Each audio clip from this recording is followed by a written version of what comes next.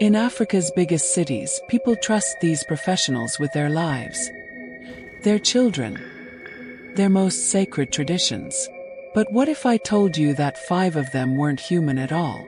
Tonight, I'm sharing 5 real stories of African professionals who revealed their true demonic nature when no one was looking. These aren't fairy tales. These accounts come from witnesses who are still alive to tell them. Stay until the end because story number 5 will change how you see your doctor forever. Story number 1. The taxi driver. In the bustling heart of Lagos, Nigeria, a city that never truly sleeps, there was a taxi driver everyone simply called Uncle Joe. No one knew his real name, where he lived, or how old he actually was. Some people said he had been driving that same black and yellow taxi since the 1980s. Others claimed they had seen him during the fuel scarcity of 2004, the protests of 2012, and even in old photos from the 1990s. And somehow, he always looked the same. Smiling politely, and always waiting in the shade near the busy Lagos bus terminals. Most people didn't think much of him. After all, Lagos had thousands of drivers. But what made Uncle Joe strange wasn't how he looked. It was how he never refused a passenger. Not at 2 p.m. in traffic. Not at 3 a.m. during a blackout. Not during a storm. And those who entered his taxi rarely remembered the full details of their trip. The roads always seemed fuzzy, their memories blurry. Some wouldn't even recall how they reached home. But one night someone actually did remember. Her name was Sarah, a university student from Yaba. She worked late shifts at a small boutique. And on this particular night, the shop owner accidentally locked her out without realizing she was still inside sorting inventory. By the time she got out, the streets were mostly empty. Her phone was dying. No Bolt, no Uber, no buses at this hour. Then she saw him, Uncle Joe, leaning on his taxi like he had been waiting for her specifically. "Where are you heading, my daughter?" he asked in that soft, friendly tone. "Surulere," she answered. He opened the back door with a small bow. "Enter. You're safe with me." Sarah hesitated, but the night felt cold, and she was exhausted. She climbed in, not noticing that the inside of the taxi felt too cold. Like the AC was on full blast, even though the vents weren't blowing any air. The city lights blurred past the window as they began driving. First everything seemed normal, but then, the road signs stopped making sense. Instead of passing familiar areas, the taxi drifted through strange streets, places Sarah had never seen in her life. There were buildings with no windows, shops without names, streetlights that flickered unnaturally, as though struggling against some invisible force. Uncle, excuse me," Sarah said cautiously. "This isn't the way to Surulere." Uncle Joe didn't respond. His hands gripped the steering wheel tightly, knuckles pale. Taxi sped up. Faster, faster. Story number 2. The bank guard. Tabo had worked at Barclays Bank in Johannesburg for 15 years. He was quiet, unassuming, the kind of man people walked past without a second glance. Customers never noticed him, colleagues barely spoke.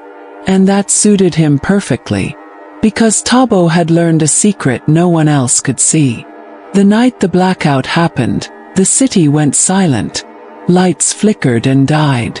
Inside the bank, computers hummed once. Then nothing. Phones and flashlights trembled in employees' hands, but Tabo sat calm at his post, eyes scanning the dark with unnerving patience.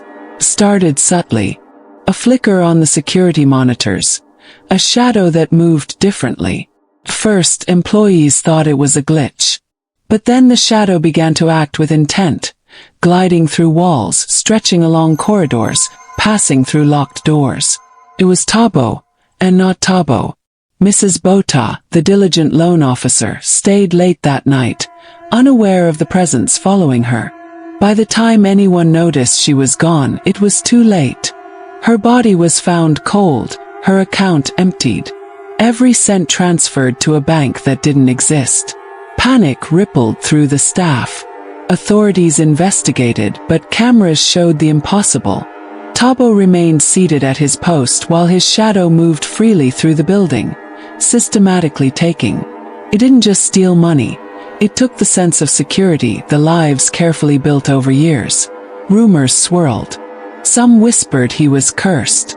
Others claimed he had learned an ancient art, feeding on the pain of others. Employees began noticing strange details. Shadows lingering too long, whispers when the bank was empty, a chill that followed them down hallways. And always, a faint smile on Tabo's face when someone mentioned the missing money or the dead. By the end of the week, the bank was nearly empty. Clients refused to enter. Staff avoided night shifts. But Tabo thrived. Night after night, he walked the silent corridors, shadow moving silently beside him, eyes calm, methodical. "I don't steal money," he whispered to the cameras, voice low, almost musical. "I steal the pain when people lose everything. That is sweeter than any treasure." And then the shadow would move, leaving destruction behind, retreating only when the lights returned. Tabo remained untouched, a quiet man among ruins. Every empty account, every destroyed life, every tear, it all fed him. No one could stop it. No locks, no alarms. No investigation could contain what wasn't fully human. Tabo had learned the secret. Despair was the richest currency, and he was its master. The employees who survived spoke in hushed tones of the guard whose shadow moved on its own. And somewhere, deep in the bowels of Barclays Bank, Tabo smiled, waiting for the next blackout. Waiting for the next moment when he could feed again. Because shadows are patient, and Tabo is always hungry. Story number 3. The radio announcer. KFM in Cape Town had the most popular morning show in the province. Saifo Masiko, the station's star DJ, was charming, smooth-voiced, and seemingly ordinary. Every day, listeners tuned in for music, gossip, and light-hearted chatter.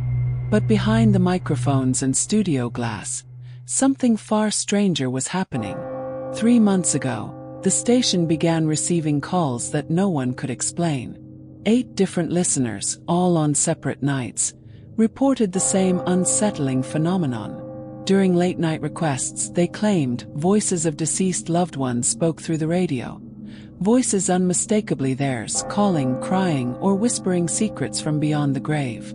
At first, the producers assumed pranks, technical glitches, or coincidences. But the reports multiplied. The strangest case was Linda Thompson.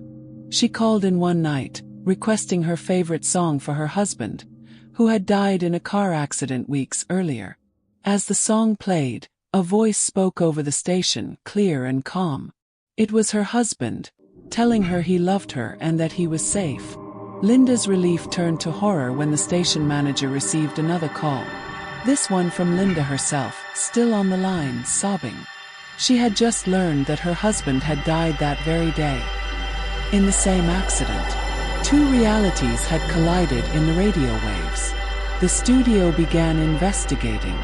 Technical faults were ruled out. No interference, no cross-connection, nothing could explain the phenomenon. Then the pattern became undeniable. Saifo's voice wasn't just ordinary.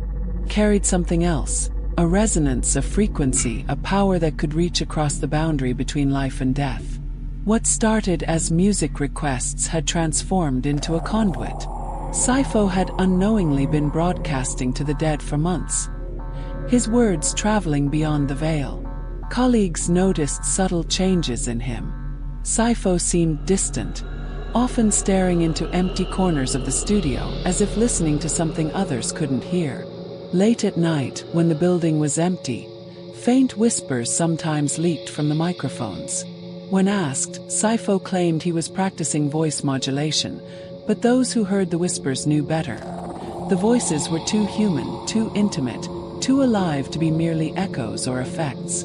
The final call was the most disturbing. The station answered a line. expecting a regular listener.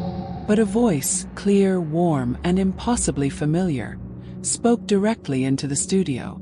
It identified itself as Sifo. Only this Sifo was different. Distant, fading, ethereal.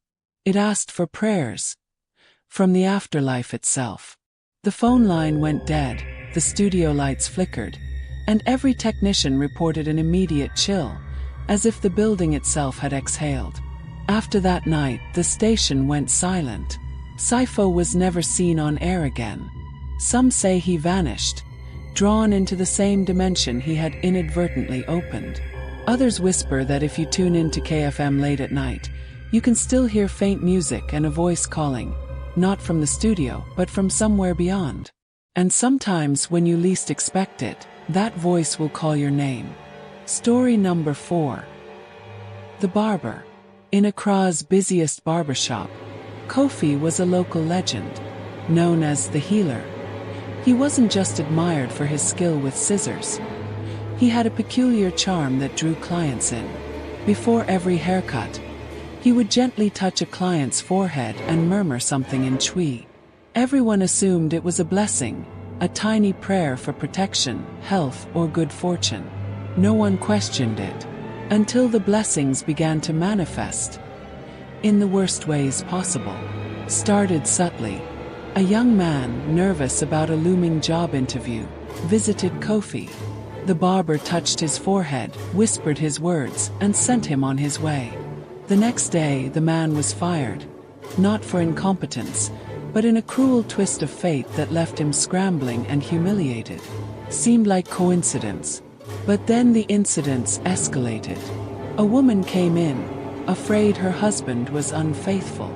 Kofi whispered his usual blessing, smiled, and snipped her hair with careful precision. By morning, her fears had become reality. Her husband had packed his bags.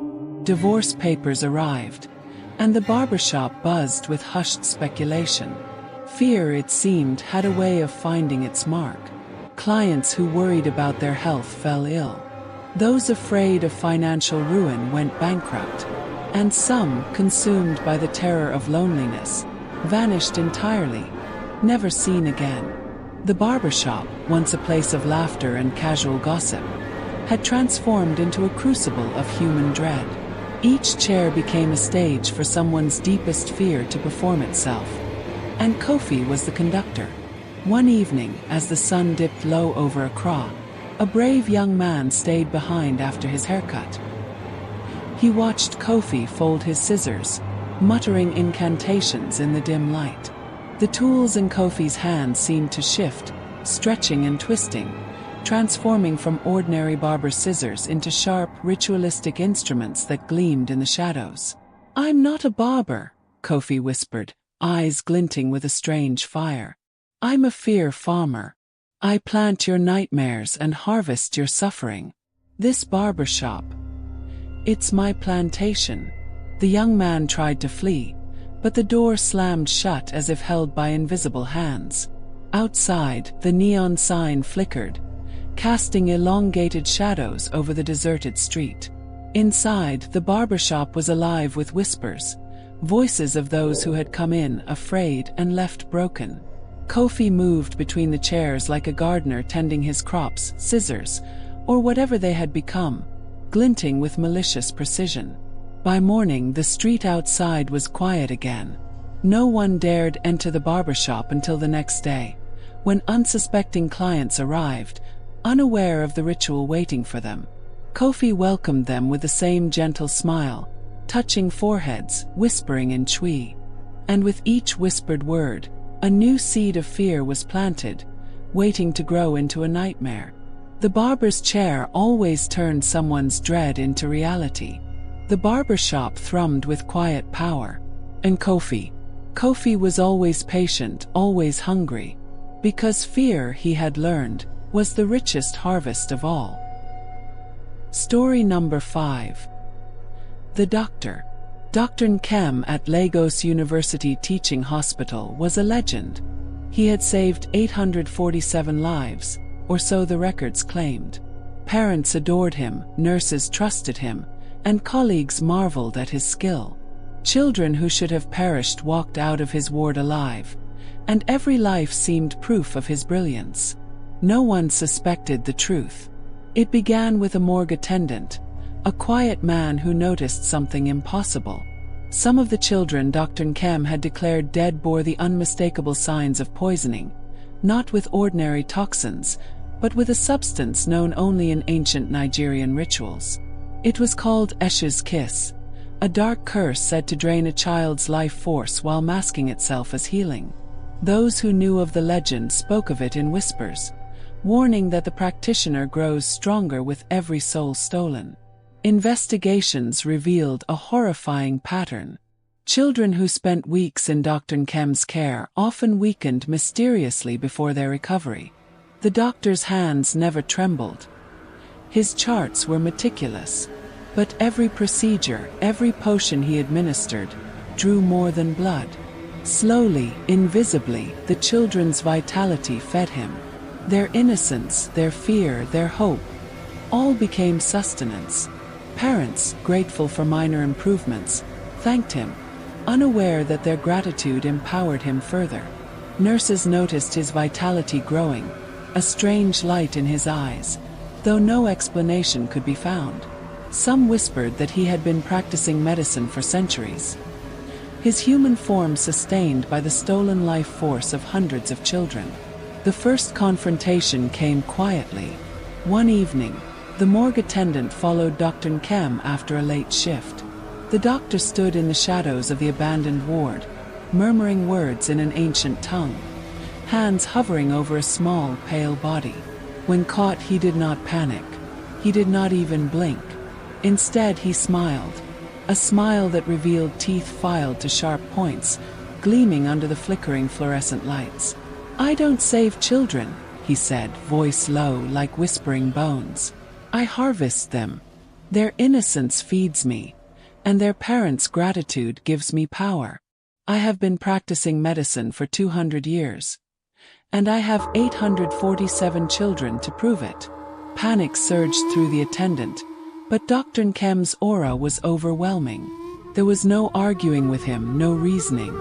The air seemed to thrum with life stolen, with the weight of hundreds of souls silently bending to his will. By morning, Dr. Nkem returned to the hospital, smiling and polished, preparing for his next ward round. Nurses and parents greeted him as a savior, unaware that the legend of Eshu's kiss was very real, and that each life saved was a life consumed. The children under his care continued to vanish in slow, almost imperceptible ways.